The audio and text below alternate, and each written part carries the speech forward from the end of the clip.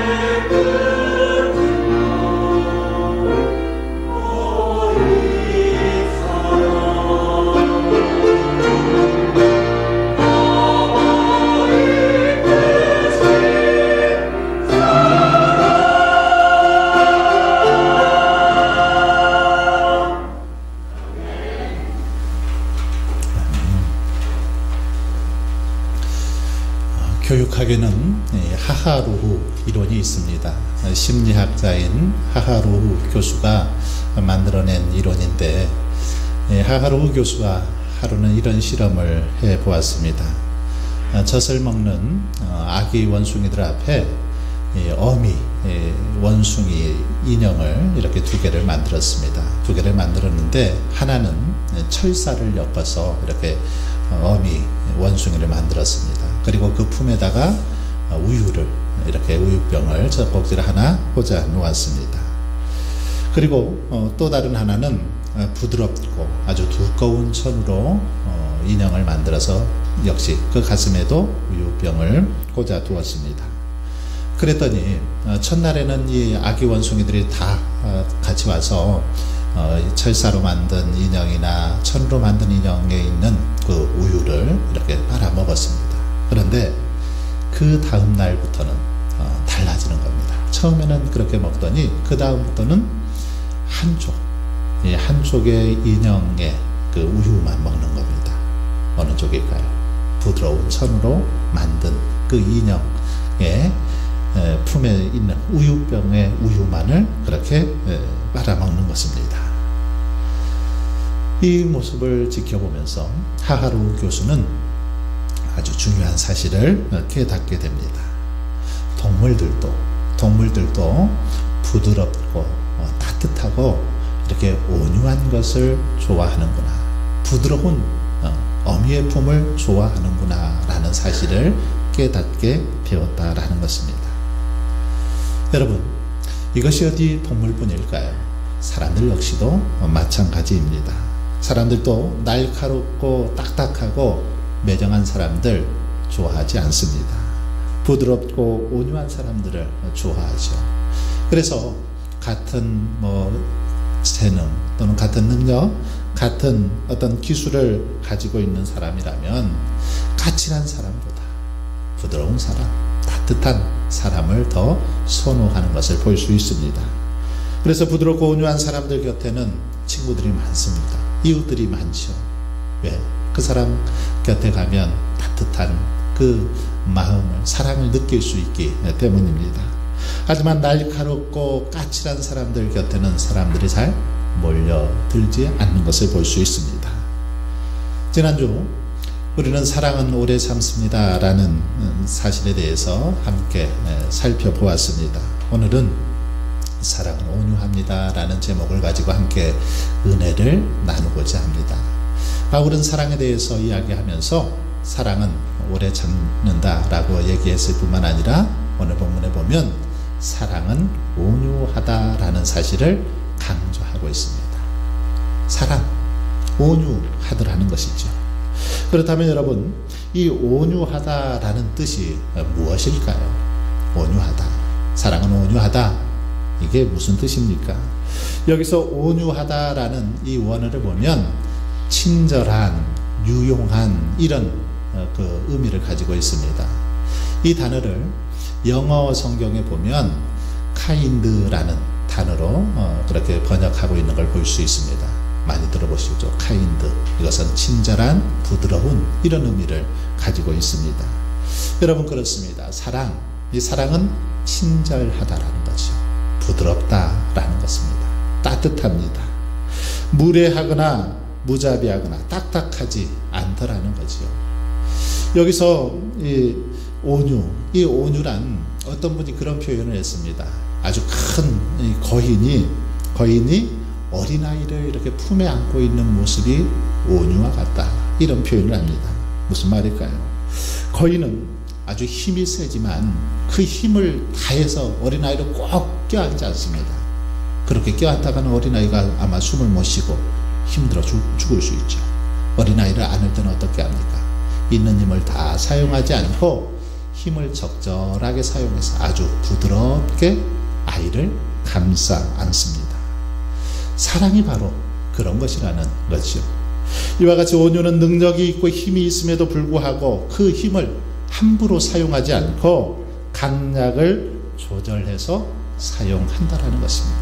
바로 이것이 온유한 사랑의 모습이라는 것이죠. 그래서 온유는 마치 큰 저수지에 담긴 물과 같다라고 말할 수 있습니다. 만일 여러분, 큰 저수지나 댐의 물이 그냥 한꺼번에 이렇게 쏟아져 나오면, 홍수가 나서 한꺼번에 그 둑이 무너져서 쏟아지면 어떻게 될까요? 큰일 나죠. 큰일 납니다. 밑에 사는 사람들은 홍수에 다 쓸려갈 것입니다. 이 저수지의 물, 큰 댐의 물은 수문을 통해서 적절하게 흘러 나와야 되죠.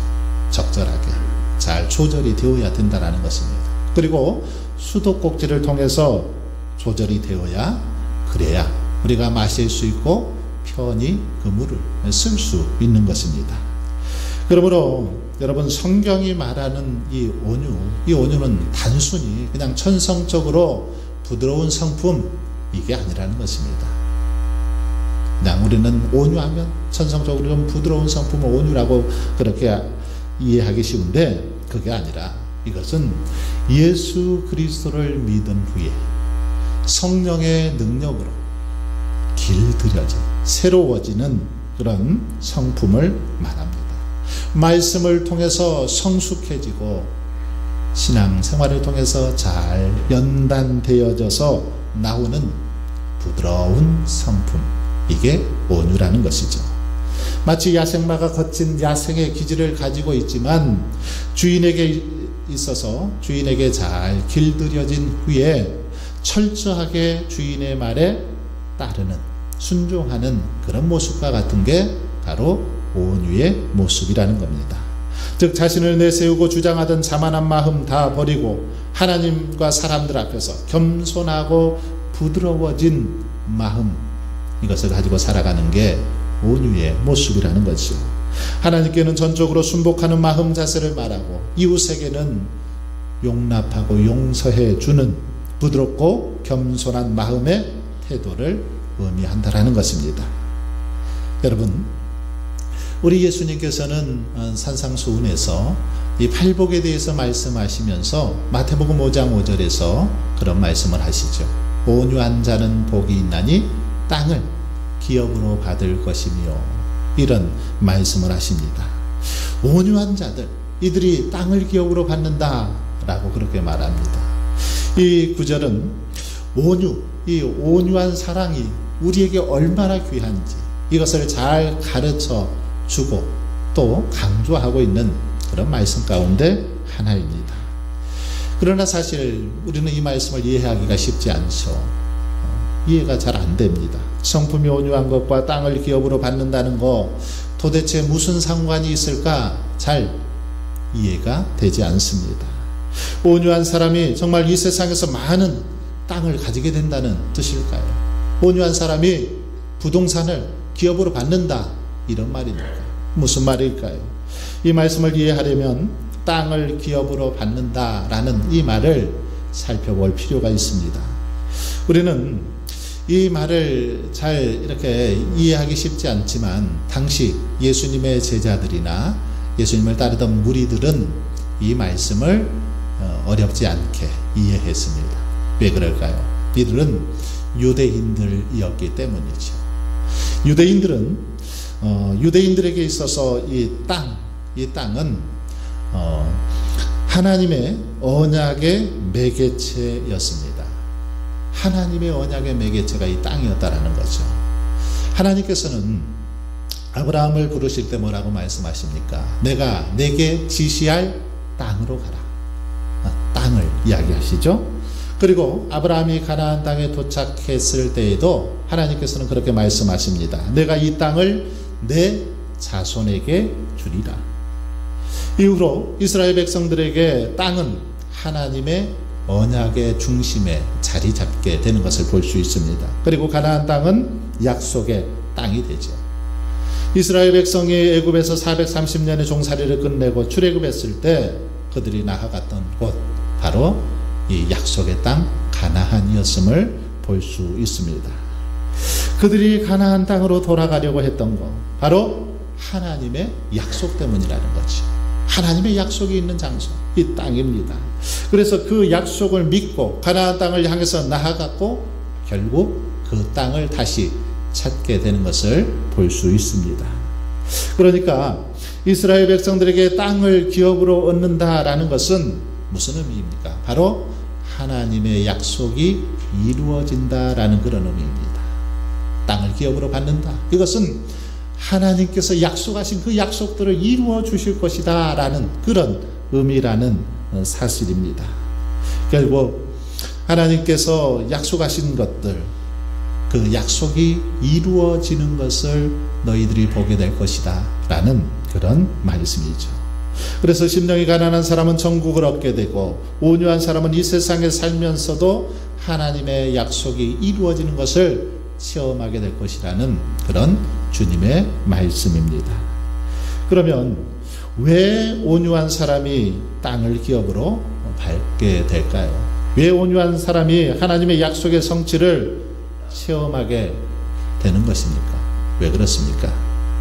하나님께서 약속을 하시고 그 약속을 이루어 가시는 것을 보면은 화가가 마치 그림을 그리는 것에 비유해 볼 수 있습니다.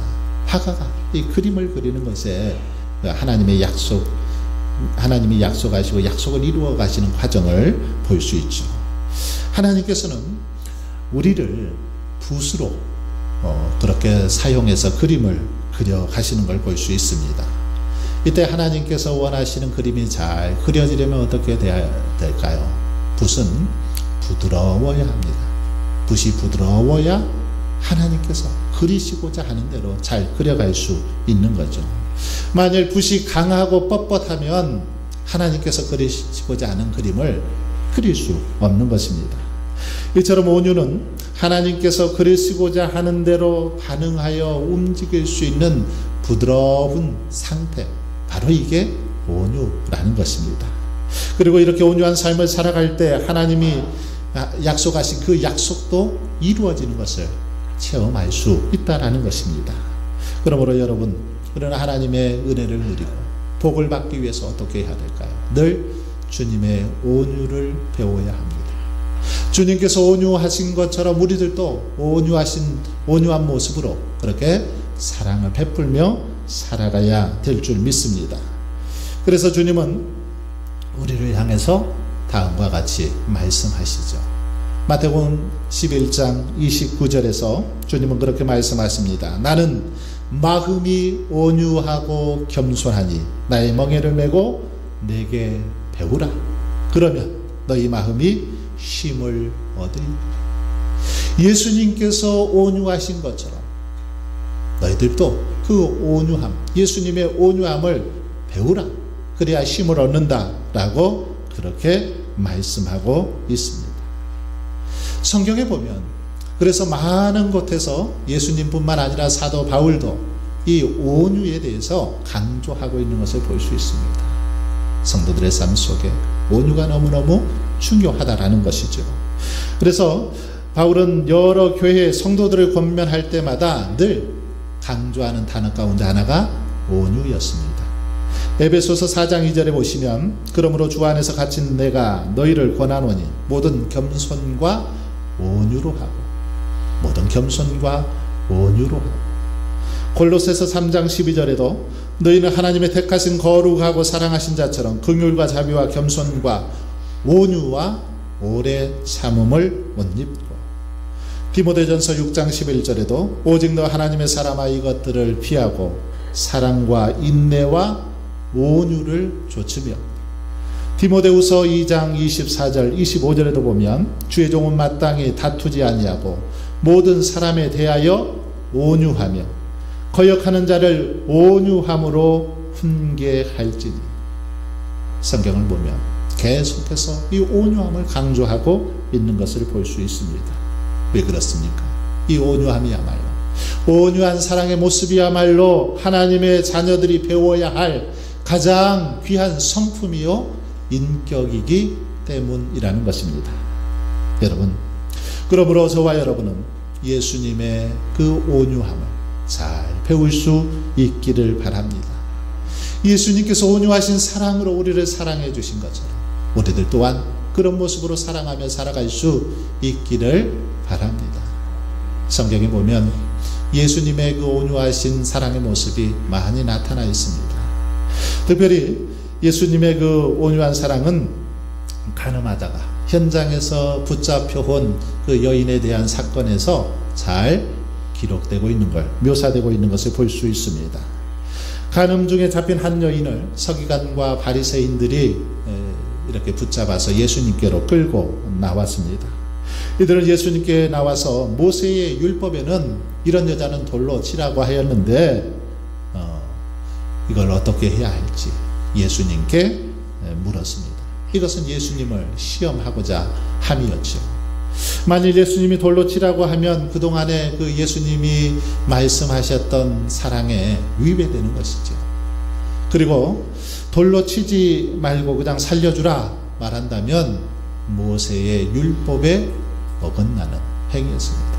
어쩌면 이러지도 저러지도 못하는 그런 상황을 만들어서 예수님을 시험하려고 했던 것입니다. 그런데 이때 예수님은 뭐라고 말씀하십니까? 그들을 향해서 너희 중에 죄 없는 자가 먼저 돌로 치라 이렇게 말씀을 하십니다. 그러자 사람들이 이 양심의 가책을 받아서 어른들로부터 젊은이들까지 하나둘 다 사라지죠. 다 떠나갑니다. 그리고 그 여자와 이제 예수님만 남게 됩니다. 그때 예수님께서 그 여인을 향해서 그렇게 말씀하시죠. 나도 너를 정죄하지 아니하노니 가서 다시는 죄를 범하지 말라. 그렇게 말씀하시고 그 여인을 용서해 주시는 것을 볼 수 있습니다. 여러분, 예수님의 이 태도 우리가 어떻게 보아야 될까요? 분명 여자가 가늠한 것 잘못되었습니다. 율법을 어긴 것이 분명합니다. 그러나 예수님은 지금 여인을 정죄하고 책망하는 대신 온유한 사랑을 베풀고 있는 걸 볼 수 있습니다. 오히려 온유한 마음으로 그 여인을 용서해 주고 있더라는 것이죠. 채찍을 들기보다는 그 온유한 사랑으로 사랑을 베푸시는 모습을 볼 수 있습니다. 왜 그랬을까요? 왜 예수님께서 이렇게 행동하셨을까요? 정죄하고 돌로 치는 것보다 온유한 사랑이 더 큰 힘을 가지고 있다는 사실을 주님은 잘 아셨기 때문입니다. 비난하고 책망하고 채찍질하는 것보다 오히려 사랑으로 감싸주고 용서해주고 그 온유한 사랑의 모습이 더 큰 힘이 있다는 것, 이것을 잘 아셨기 때문이라는 것입니다. 여러분, 매는 아프고 두려워서 피하는 것이지 진정한 변화는 가져오지 못합니다. 나그네의 옷을 벗기는 것 무엇입니까? 강력한 바람입니까? 아닙니다. 강력한 바람이 아니라 따뜻한 햇볕이죠. 그렇습니다. 정죄하고 책망한다고 사람이 변화되는 것이 아니더라는 것입니다. 채찍질한다고 매를 든다고 해서 사람이 변화되는 것이 아닙니다. 사랑으로 따뜻하게 감싸주고 오히려 그 사랑을 베풀 때에 오히려 사람이 변화되어지는 것을 볼 수 있습니다. 부부가 둘 다 대학 교수인 어느 가정이 있었습니다. 이 부부 사회적으로도 지적으로도 신분상으로도 정말 남부러울 것이 없는 그런 가정이었습니다. 그런데 이렇게 사람들이 보기에는 참 부러울 것 없는 가정이었지만 속을 들여다보면 정말 가정이 지옥과도 같았습니다. 왜냐하면 늘 이 부부가 둘이서 서로 잘났다고 자존심 가지고 늘 싸웠기 때문이죠. 단 하루도 편안한 날이 없었습니다. 조금만 어떤 상대방의 허물이 보이면 그것을 헐뜯고 비난하고 정죄하고 책망하니까 이게 어디 행복하겠습니까? 늘 긴장감 속에서 말 한마디도 제대로 하지는 못했습니다. 혹시라도 말 한마디 잘못하면 예민하게 반응하고 그걸 가지고 꼬투리를 잡으니까 말 한마디도 제대로 할 수 없을 만큼 그런 불편한 관계였다는 것입니다. 오랜 세월을 그렇게 지내다가 부부가 예수님을 믿게 되었습니다. 신앙생활을 하면서 자신들도 모르는 변화가 조금씩 생겨납니다. 하루는 대화를 하다가 남편이 아내에게 그렇게 말합니다. 여보, 그동안 나의 삶을 돌아보니까 내가 너무너무 당신에게 잘못한 것 같소. 여보, 미안하오. 잘못해서 용서해줘. 그렇게 말을 하는 것입니다. 그런데 이 말을 듣는 순간 그동안 전혀 들어보지 못했던 따뜻한 그 남편의 말을 듣는 순간 아내의 마음속에 있는 그 응어리도 다 봄을 놓듯이 녹아내렸습니다. 그래서 아내 역시도 남편에게 용서를 빌고 서로 화해를 하게 되었습니다. 결혼 생활 20년 만에 처음으로 맛보는 감동과 기쁨이, 행복이 그들 가정 안에 가득 차고 넘치게 되었다라는 것입니다. 남편의 따뜻한 말 한마디, 부드러운 그 말 한마디가 관계를 그렇게 만들어 갔다라는 것입니다. 그렇습니다. 온유함으로 받아줄 때 비로소 변화가 시작되더라는 것입니다. 온유하고 부드러운 사랑이 새순을 내고 꽃이 피게 하고 열매 맺도록 하더라는 것입니다. 그러므로 저와 여러분도 예수님의 온유하심을 배워서 주변의 사람들에게 그 온유한 사랑을 증거하며 베풀며 살아갈 수 있기를 바랍니다. 부부간에도, 자녀들을 대할 때도, 이웃과의 관계 속에서도 주님의 그 온유하신 사랑으로 우리들도 그 사랑을 베풀고 나눌 수 있기를 바랍니다. 여러분, 그렇다면 우리들이 왜 이렇게 온유한 사랑을 배우고 또 베풀며 살아가야 할까요? 왜냐하면 하나님은 온유한 자들의 늘 편에 서시고 그들을 통해서 일하시고 역사하기 때문입니다. 민수기 12장 3절에 보면 하나님께서는 모세를 향해서 그런 말씀을 하십니다. 이 사람 모세는 온유함이 주변의 모든 사람보다 더하더라. 이런 말씀을 하시죠. 무슨 말이냐면 모세는 이 세상에 있는 모든 사람들보다 가장 온유하더라. 이런 칭찬을 하고 있는 걸 볼 수 있습니다. 그런데 사실 우리가 잘 아는 것처럼 여러분, 모세는 이런 칭찬을 받을 만한 사람이 못 되었습니다. 원래는 어떤 사람입니까? 굉장히 성질이 급한 사람, 거친 성격의 사람이 바로 모세였습니다. 모세는 바로의 궁에서 애굽의 왕자로 있을 때에 자기의 동족이 애굽의 군사에게 그렇게 핍박을 당하자 순간에 분노를 참지 못하고 돌로 쳐서 그를 죽여버릴 정도로 그렇게 거친 성격의 사람이었다라는 것입니다. 그런데 그런 모세가 이렇게 온유한 사람으로 바뀌었습니다. 어떻게 해서 이렇게 바뀌었을까요? 40년 동안 하나님께서 광야에서 모세를 철저히 훈련시켜 주셨기 때문이죠. 그래서 전혀 다른 성품의 사람으로 모세가 바뀌었던 것을 볼 수 있습니다. 이런 모습은 모세가 자신의 형이죠, 아론, 그리고 자신의 누나인 미리암으로부터 비난을 받을 때에도 잘 나타나는 것을 볼 수 있습니다. 어느 날 모세가 이방 여인인 구스 여인을 아내로 취합니다. 그러니까 형인 아론과 누나 미리암이 모세를 향해서 비난을 합니다. 아니, 하나님께서 모세, 당신 너와만 그렇게 말씀하셨느냐? 우리와도 하나님께서 말씀하신다. 이 말은 너만 하나님의 종이냐? 나도, 우리도 하나님의 종이다. 그런 것이죠. 그러면서 모세의 지도력에 반기를 들고 모세를 향해서 비난하고 공격을 하는 거죠. 온갖 인신 공격을 다 하는 겁니다. 인격적으로 모독하는 거죠. 물론 당시 사회는 일부 다처주의였고 또 이렇게 노예나 종들 중에서 그 여인을 아내로 삼을 수 있었습니다. 상관없을 때였습니다.